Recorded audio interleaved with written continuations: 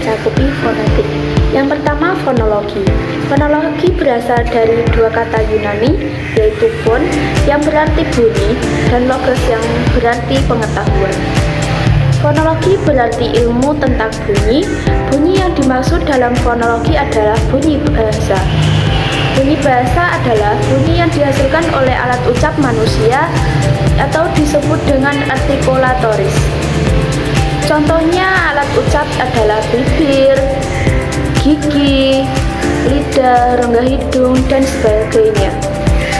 Fonologi juga mempelajari bunyi sebagai fenomena dalam dunia fisiologikal atau mimikal, psikolikal, dan neurologikal manusia yang memproduksi bunyi-bunyi tersebut. Bidang linguistik itu disebut dengan fonetik. Fonetik dalam arti bunyi-bunyi bahasa, unsur bahasa terkecil yang merupakan bagian dari struktur kata yang sekaligus berfungsi untuk membedakan makna. Fonologi merupakan cabang ilmu linguistik yang merupakan sistem bunyi dalam suatu bahasa, termasuk aturan-aturan yang menjadi kombinasi bunyi-bunyi tersebut. Selanjutnya, jenis-jenis fonetik. Jenis-jenis fonetik terbagi menjadi 3 bagian. Yang pertama, fonetik artikulatoris, yang disebut fonetik organik atau fonetik fisik, mempelajari bagaimana mekanisme alat bicara manusia bekerja dalam menghasilkan suara bahasa dan bagaimana suara-suara tersebut diklarifikasikan. Pembahasannya mencakup topik seperti alat bicara yang digunakan dalam memproduksi suara dalam tersebut, mekanisme aliran udara yang digunakan dalam memproduksi suara bahasa, bagaimana suara bahasa dibuat, mengenai klarifikasi bahasa yang dihasilkan dan di kriteria yang digunakan, tentang suku kata, serta tentang unsur-unsur atau karakteristik supragmental seperti stres, jeda, durasi, dan intonasi. Yang kedua, fonetik akustik. Fonetik akustik adalah mempelajari suara bahasa sebagai peristiwa fisik atau fenomena alam. Fokusnya adalah suara bahasa saat menyebar di udara, termasuk mengenai gelombang suara beserta frekuensi dan kecepatannya saat menyebar di udara, spektrum, tekanan, dan intensitas suara. Juga melibatkan skala desibel, resonansi, produksi suara akustik. Kajian fonetik akustik lebih berorientasi pada fonetik daripada linguistik, meskipun linguistik memiliki kepentingan di dalamnya. Yang ketiga, fonetik auditoris, yaitu mempelajari bagaimana suara-suara bahasa diterima oleh pendengaran, sehingga suara-suara tersebut terdengar dan bisa dimengerti. Dalam fonetik auditoris ini dibahas tentang struktur dan fungsi organ pendengaran yang disebut pendengaran bekerja. Oleh karena itu, kajian auditoris lebih berhubungan dengan kedokteran, termasuk kajian neurologi. Yang keempat, alat bicara. Alat bicara merupakan secara umum alat bicara manusia memiliki fungsi utama yang bersifat biologis, misalnya paru-paru untuk bernafas, mulut dan seisinya untuk makan. Fungsi alat-alat bicara bisa memahami bagaimana bunyi bahasa diproduksi, dengan nama-nama bunyi itu pun diambil nama-nama alat ucap tersebut. Beberapa alat bicara fonetik: yang pertama, paru-paru; yang kedua, pangkal tenggorokan; yang ketiga, rongga kerongkongan; yang keempat, langit-langit telinga; yang kelima, langit-langit keras; yang keenam, gusi dalam; yang ketujuh, bibir; yang kedelapan, gigi; yang terakhir, lidah. Selanjutnya, fungsi penghasil bunyi bahasa. Yang pertama adalah paru-paru. Fungsi pokok paru-paru adalah untuk pernapasan. Mekanisme pernapasan dengan paru-paru dengan cara mengembang dan mengempiskan ruang paru-paru. Gerakan mengembangkan dan mengempiskan ini dikerjakan oleh otot-otot paru-paru, otot perut, dan rongga dada secara terus-menerus dan teratur. Yang kedua, pangkal tenggorok. Pangkal tenggorokan atau laring adalah rongga pada ujung pipa pernapasan.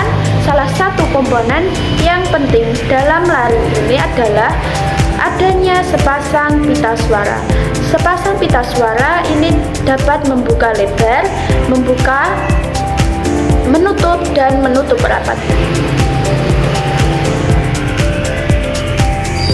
Dalam menghasilkan bahasa terdapat 4 posisi glotis, yaitu terbuka lebar, 2 terbuka, 3 tertutup, dan 4 tertutup rapat.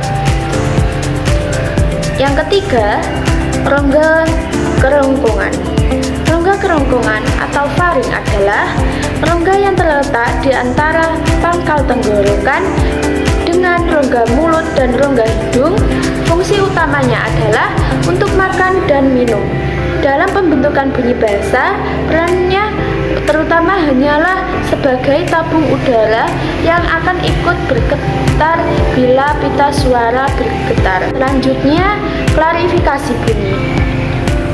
Klarifikasi bunyi terbagi menjadi 3, yaitu yang pertama, bunyi vokoid. Bunyi vokoid merupakan yang dihasilkan dengan pelonggaran udara yang keluar dari paru-paru tanpa mendapatkan hambatan atau halangan. Penghasilan vokal selain oleh hambatan dan gerakan lidah.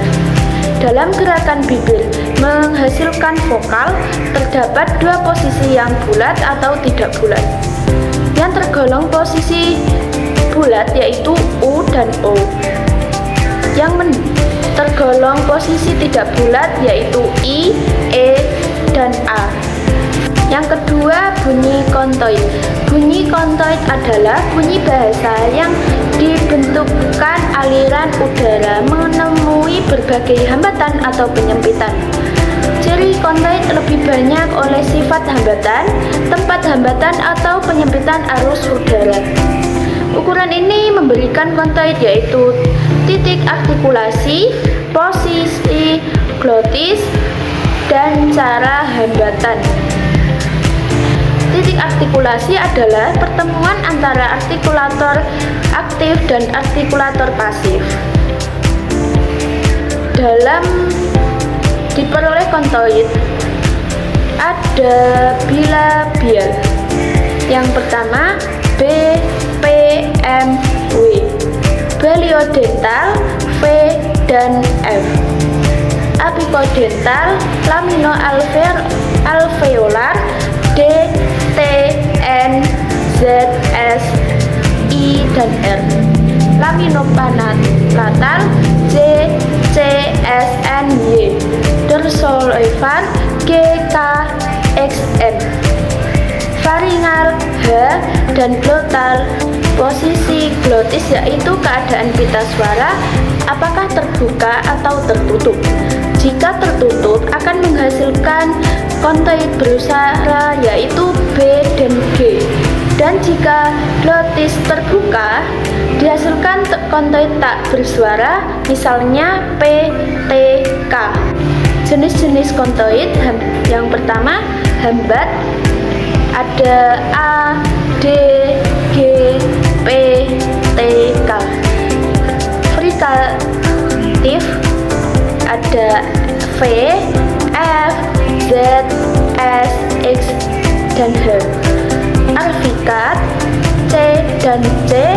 Nasal M, N, N, J. Getaran R, sampingan L. Yang terakhir, semivokoid, yaitu bunyi bahasa yang memiliki ciri kotoid dan ciri vokoid. Bunyi-bunyi kategori ini adalah W dan Y. Pada berstatus kotoid, bunyi W dan Y.